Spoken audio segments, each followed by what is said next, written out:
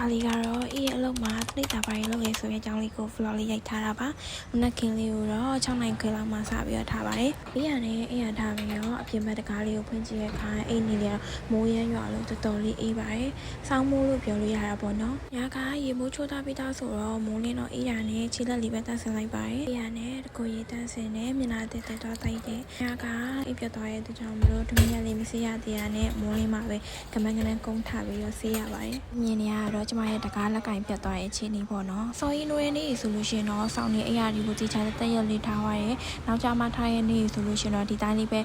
ပြီးရင်ပြီးတော့ဆိုပြီးခောက်ပြီးတော့ဒီတိုင်းလေးပဲထားလိုက်ပါတယ်ငယ်လို့ရင်လည်းအေးကမြများဆဆတိတ်ပြီးတော့မလိမ့်တော့ဘူးပေါ့နော် skin care လုပ်ပြီးရတဲ့ဝတ်စားတန်းလဲပါတယ်ဝတ်စားက Sunday ဆိုရင်တော့ uniform ဝတ်ဆရာမလိုပါဘူး Sunday ဆိုလို့ရှိရင်တော့ကိုကြိုက်နေတဲ့တက်ကို free style နေနဲ့ဝတ်လိုက်ရပါတယ်မနေ့ဆိုလို့ရှိရင်အိမ်မှာကထမင်းချိုင်းတဲ့သူတွေကចောင်းသားတွေရောအလုပ်သားတွေသူတွေရောရှိရတဲ့ကြမလို့မနေ့9နိုင်10နိုင်ဆိုအိမ်မှာကထမင်းဟင်းတွေအကုန်လုံးစစ်တစ်ချက်ပြီးသားဆိုတော့မနေ့စာတော့ breakfast အနေနဲ့ထမင်းနဲ့ဟင်းနဲ့ပဲစားလိုက်တယ်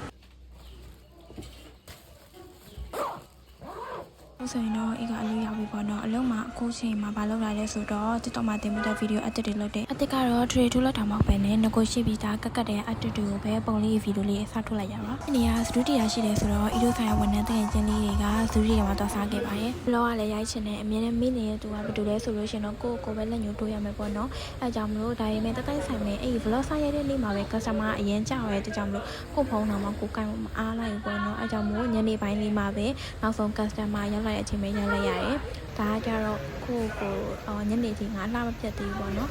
ကစမားကျတော့50ကနေပြီးတော့60ပုံမှန်လဲထားလေးကိုပဲအလဲထပ်လုပ်သွားတယ်ပြီးတော့အဲ့နေရာပျော်ရွှင်နေရာတစ်ခုက daily target လေးပြည့်သွားတာပါအဲ့လိုမှာ daily target ဆိုပြီးတော့တသက်ရှိပါတယ် daily target လေးပြည့်သွားတဲ့ခါကျလို့ရှိရင်ဒီတတိကစူချရဲ့အနေနဲ့ဘာလုပ်ချင်လဲဘာစားချင်လဲဆိုပြီးတော့အဲ့လိုမျိုးလုပ်ပေးပါတယ်ကစမားလေးက data လေးဘာ transfer လုပ်နေတဲ့အချိန်မှာ EDO ရဲ့ site page နဲ့ quality ဖြစ်သွားတဲ့အတွက်ကြောင့်မလို့တစ်ခါရေး EDO က site page ပြီးတော့တစ်ခါရေးပြန်လိုက်တယ်ပေါ့နော်အဲ့အတွက်ကြောင့်မလို့နောက်ပိုင်း blog ရေးတဲ့ email ဖြစ်ခဲ့ဘူးဒါလေးကတော့ဒီနေ့မှရှိခဲ့တဲ့ EA တနေ့တာ blog လေးပါ